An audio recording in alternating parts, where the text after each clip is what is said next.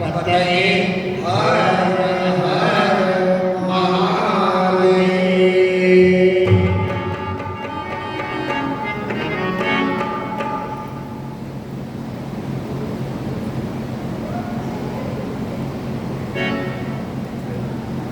आप सभी जितने लोग आए हैं और जो रास्ते में जो घर पर हैं, सबके कानों तक मेरी आवाज पहुंचती हो, व्यासपीठ से सादर जय सिया राम।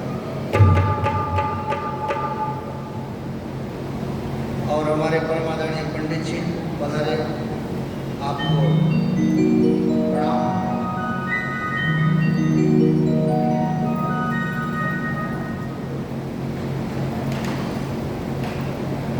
कल भगवान का विवाह हुआ ना, कल भगवान का विवाह। आप सभी लोग थोड़ा सा और आगे आ जाए, सभी लोग इतना दूर दूर ना बैठे, नजदीक आ जाए। वहाँ आप सभी लोग आ गए, बीच में जाना है अगर तो कोई बात नहीं, तो पीछे ही रहोगे। अच्छा, हवा ले रहे हैं क्या वहाँ बैठ कर? ठीक है,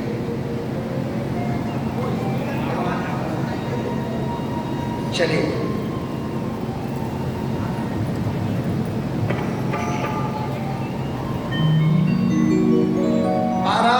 जनकपुर 15 दिन पहले पहुंची थी और 16वें दिन विवाह हुआ।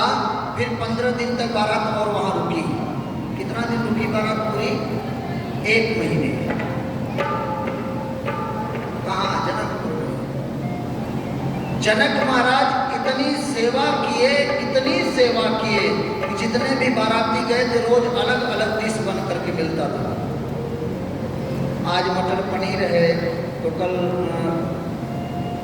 मशरूम है, अलग अलग नए नए डिश बनते थे। सभी बाराती यही सोचते थे कि महाराज अगर यहाँ रुके रहते तो हम लोगों का थोड़ा सा शरीर बन जाता। इतना अच्छा अच्छा।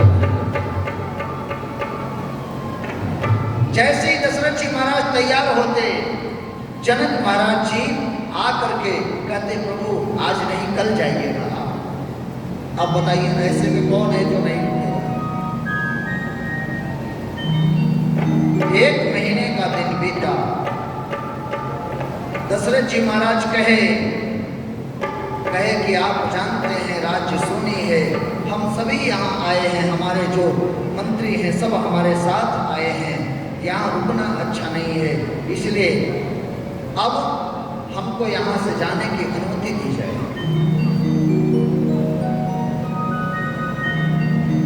दशरथ जी महाराज राम जी से कहे राम, जा करके आप अपनी सासू मां से विदा लेकर के आओ। भगवान गए, अपने सासू मां को हाथ। देखिए यहाँ का एक नियम है कि दामाद ससुर का पैर छूता है। हाँ, बेटी से भी पैर छुआया जाता है ना।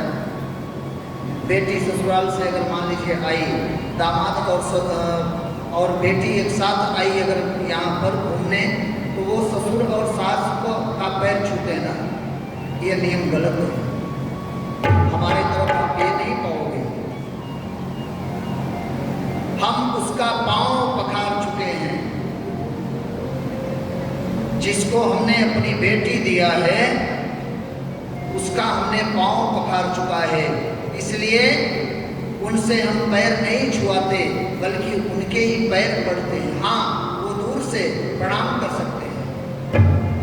राम जी अपने सासू माँ के पैर नहीं पड़े। राम जी हाथ जोड़ करके खड़े हुए और कहे माँ, सासू माँ सुने ना से, राम पिता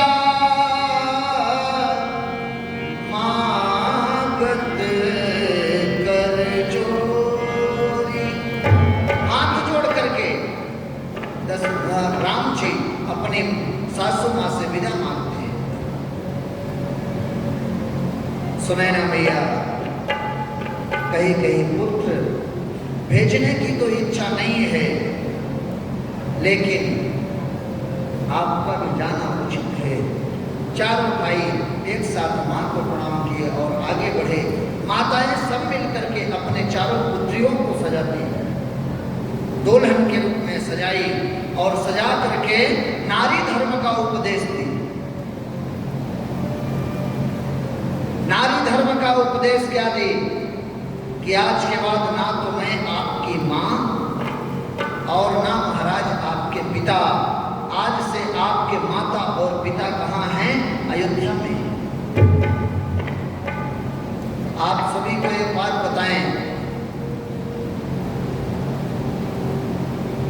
बिटिया को आप जिस दिन से विदा कर दो, बिटिया का सिर्फ हाल चाल लिया जाए, उसके ससुराल की हर बात ना पूछी जाए, नहीं तो आपकी बेटी का घर कभी बस नहीं सकता, आपकी बेटी का घर उजड़ जाएगा। उसका सपोर्ट ना किया जाए, उसके ससुराल की झगड़ा मायके तक ना आए, ससुराल की झगड़ा ससुराल नहीं निपटने दीजिए, मायके तक आप मत जाइए वहां। एक दिन, 2 दिन, 3 दिन झगड़ा होगी, चौथे दिन अपने आप सब सलट जाएगा।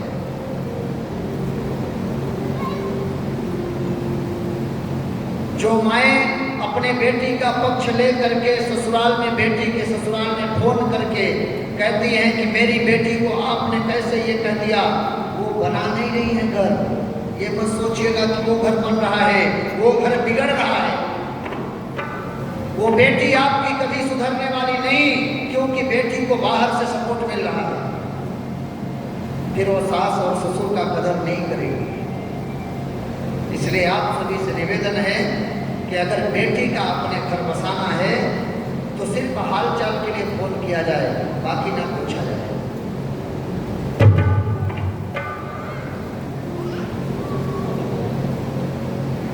सुनैना मैया यही बात समझाती हैं सीता को। कई बेटी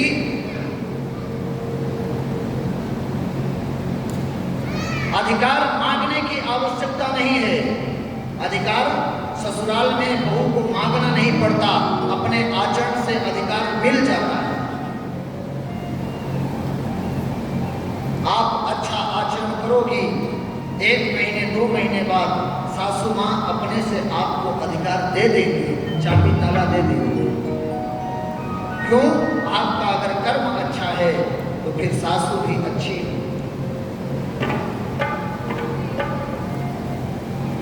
इसलिए आप सभी से निवेदन कि अपने बेटी का घर बसाइए, अच्छे से बसाइए, लेकिन सपोर्ट ना। वहां का झगड़ा बेटी जैसे कहे कि माँ आज हमारे ससुर जी ये बोले, हमारे पति देव ये बोले, हमारे सासू माँ ये बोली, बिल्कुल नहीं। बेटी का तुरंत फोन काटिए, या तो उसको कहिए कि ये झगड़ा तुम अपने से अपना निपटाओ, या मेरे पास शिकायत लेकर के अपने आप 3 दिन 4 दिन के अंदर वही घर, वही परिवार फिर से उसे अच्छा लगे।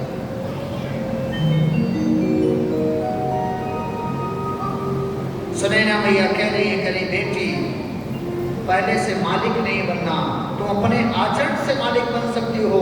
आचरण इतना अच्छा दिखाना चारों मिल करके कि कर्म ही प्रधान है, कर्म प्रधान विश्व करी राखा। कर्म ही प्रधान है, कर्म के अनुसार तुम मालिक बन सकती हो। चारों बेटियों को दुल्हन बना करके माताएं तैयार की। तैयार करने के बाद जनक महाराज जी बहुत सारा दहेज दिए। यहाँ पर देखिए, दहेज देने की बात अलग है, दहेज मांगना बुरा है। हर बेटी का बाप अपनी औकात से ज्यादा देने का प्रयास करता है।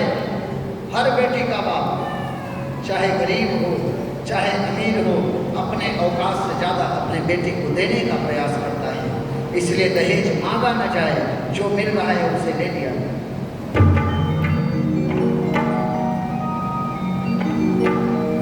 हम हर जगह कथाओं में यही कहते हैं कि दहेज मांगना नहीं चाहिए, मत मांगिए दहेज। सबसे बड़ा दहेज जिस कन्या को आप अपने घर ला रहे हैं, उससे बड़ा कोई दहेज हो सकता है क्या? कोई अपने गोद की बेटी आपको दे रहा है, इससे बड़ा दहेज क्या हो सकता है? जनक जी महाराज ढेर सारा दहेज दिए। दशरथ जी महाराज सभी बारातियों को विदा करके लेके आए, अयोध्या पहुंचे। अयोध्या दशरथ जी महाराज पहुंचे। पहुंच करके जनक महाराज की बड़ाई जिस प्रकार से बिरदावली गाने वाले राज दरबार में होते थे, उसी प्रकार से दशरथ जी महाराज घूम घूम कर पूरे महल में जनक महाराज की बिरदावली गा रहे हैं। बारात पहुंची। दूसरे दिन शुभ मुहूर्त देख करके सभी बहुओं का कंगन छुड़ाया गया। कंगन छुड़ाना समझ रहे हैं? कंगन ये एक प्रथा है, कंगन छुड़ाना। चक्रवर्ती महाराज दशरथ जी सभी रानियों को बुलाए, अपनी तीनों रानियों को बुलाए और कहे आज के बाद आप सभी लोग जो चार कन्याएं हमारे घर में आई हैं, उनकी रक्षा करना आप तीनों का कर्तव्य है। जिस प्रकार से आंख की रक्षा पलक करती है, उसी प्रकार से आज के बाद बहुओं की रक्षा आप करना। बहुलरी कन पर घर से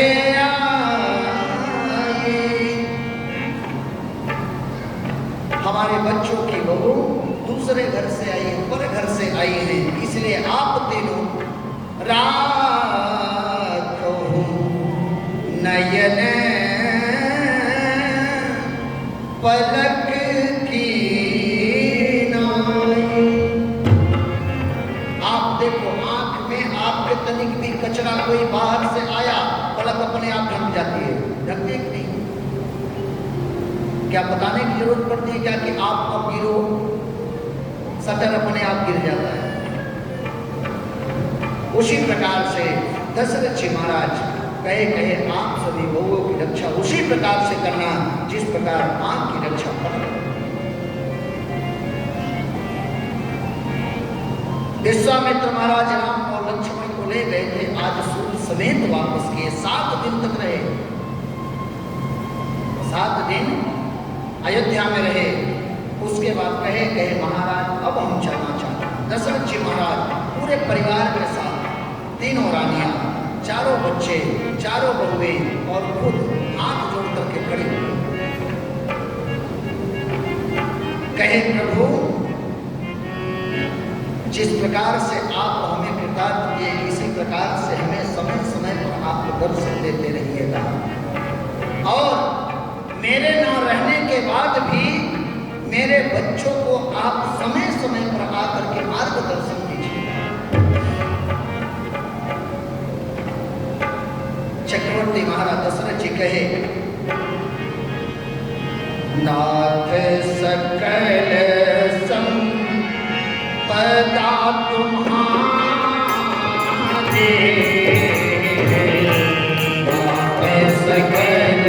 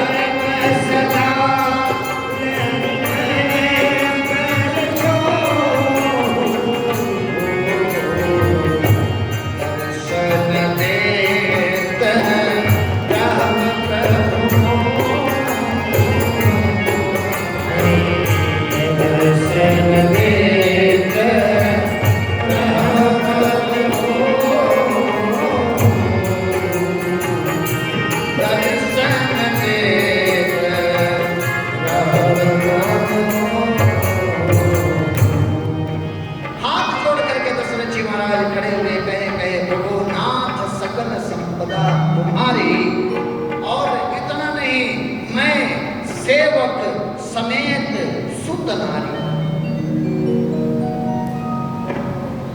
मैं सेवक, मेरी रानियां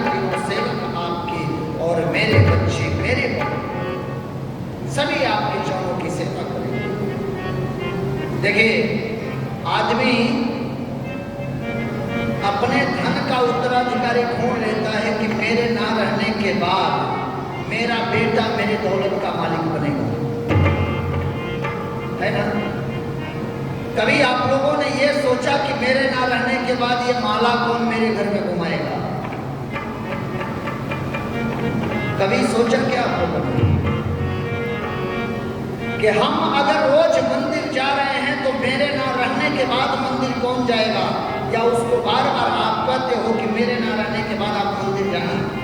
कभी आप लोगों ने बोला इस बात को? नहीं।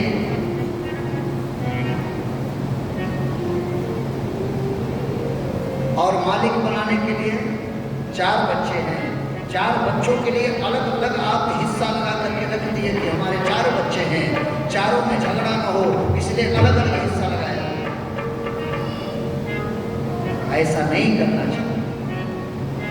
अगर हमारी दौलत का मालिक हम ढूंढ रहे हैं तो ये भी ढूंढ लें कि हमारे धर्म का भी मालिक हमारे ही घर में होना चाहिए,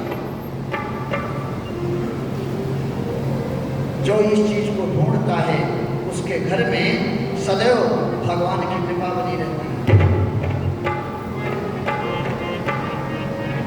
इसको ढूंढा जाए। आप नहीं ढूंढो। दशरथ जी महाराज यही बात को कहे प्रभु मैं जब तक हूं तब तक आपके चरणों की सेवा कर रहा हूं, अगर मान लीजिए मुझे कुछ हो गया तो जिस प्रकार से मेरे रहने पर आपका सम्मान होता था उसी प्रकार से मेरे ना रहने के बाद मेरे बच्चे आपका सम्मान करेंगे। समय समय पर आप आते रहना। मेरे जीवन में घर को ऐसा बनाया जाए कि कोई संत मुनि महात्मा उस रास्ते से गुजरे, उसे ये ना बताना पड़े कि ये भला व्यक्ति का घर है। उस घर को देख करके वो आदमी रुक जाए, वो संत आपके यहाँ रुक जाए। ये जीवन का सर्वश्रेष्ठ उत्तम विचार है।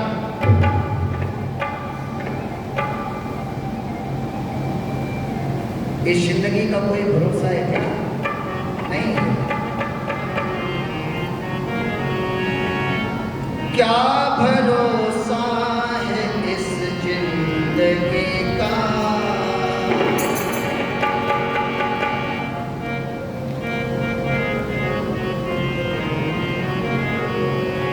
क्या भरोसा है इस जिंदगी का,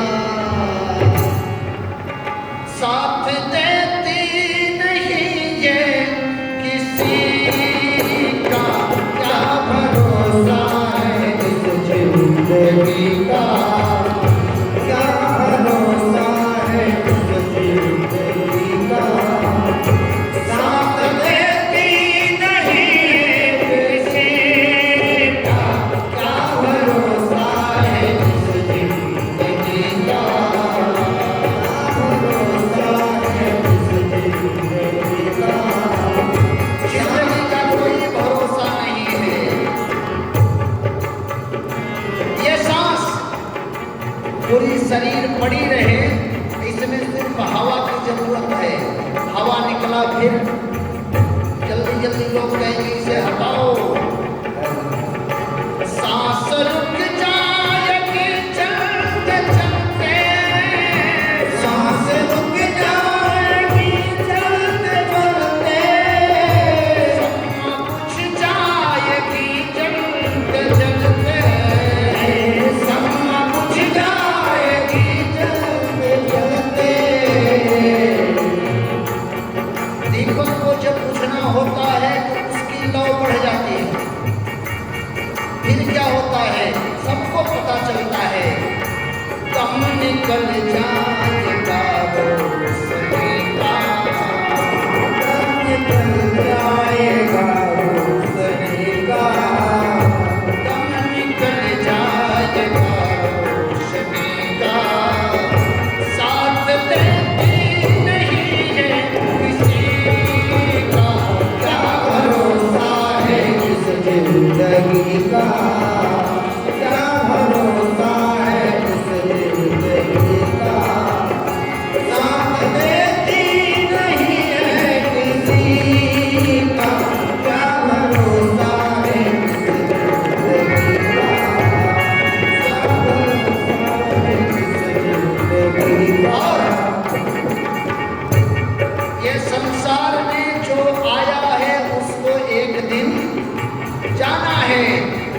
आगे कोई पीछे, ये प्रकृति का नियम है। दुनिया की है हकीकत पुरानी, दुनिया है हकीकत पुरानी, दुनिया की है हकीकत पुरानी, दुनिया की है हकीकत पुरानी। चलते रहना है इसकी रवानी, चलते रहना है इसकी रवानी, चलते रहना है इसकी रवानी, चलते रहना है इसकी रवानी। फिर क्या करें? खर्च पूरा करो बंदगी का, खर्च पूरा करो बंदगी का, खर्च पूरा करो बंदगी का। साथ देती नहीं है किसी का, क्या भरोसा है इस जिंदगी का, क्या भरोसा है इस जिंदगी का। साथ देती नहीं है किसी का, क्या भरोसा है इस जिंदगी का, क्या भरोसा है इस जिंदगी का। लेकिन मेरे ना रहने के बाद भी लोग हमको याद करें, यही अमृत है। ना रहने के बाद लोग हमको याद करें, यही अमृत तो है। कोई अमर होकर के नहीं आया। हम रहे ना मोहब्बत रहेगी, हम रहे ना मोहब्बत रहेगी, हम रहे ना मोहब्बत रहेगी, हम रहे ना मोहब्बत रहेगी। दास्तां अपनी दुनिया कहेगी, दास्तां अपनी दुनिया कहेगी। फिर क्या रहेगा? नाम रह जाएगा आदमी का, नाम रह जाएगा आदमी का, नाम रह जाएगा आदमी का। साथ देती नहीं है किसी का, क्या भरोसा है इस जिंदगी का, क्या भरोसा है इस जिंदगी का। साथ देती नहीं है किसी का, क्या भरोसा है इस जिंदगी का, क्या भरोसा है इस जिंदगी का, क्या भरोसा है इस जिंदगी का। इस जिंदगी का कोई भरोसा नहीं है।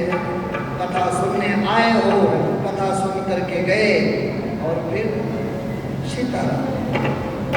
कोई जानता है क्या कि मेरी मृत्यु कब होगी? नहीं जानता कोई।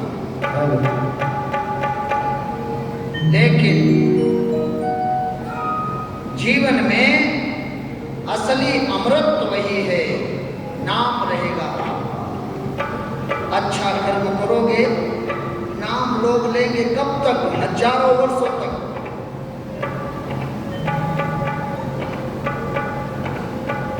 नाम दोनों में होता है, या तो हद तक आप अच्छाई कर जाओ, या तो हद तक आप बुराई कर जाओ, लेकिन नाम लेने का तरीका अलग होगा।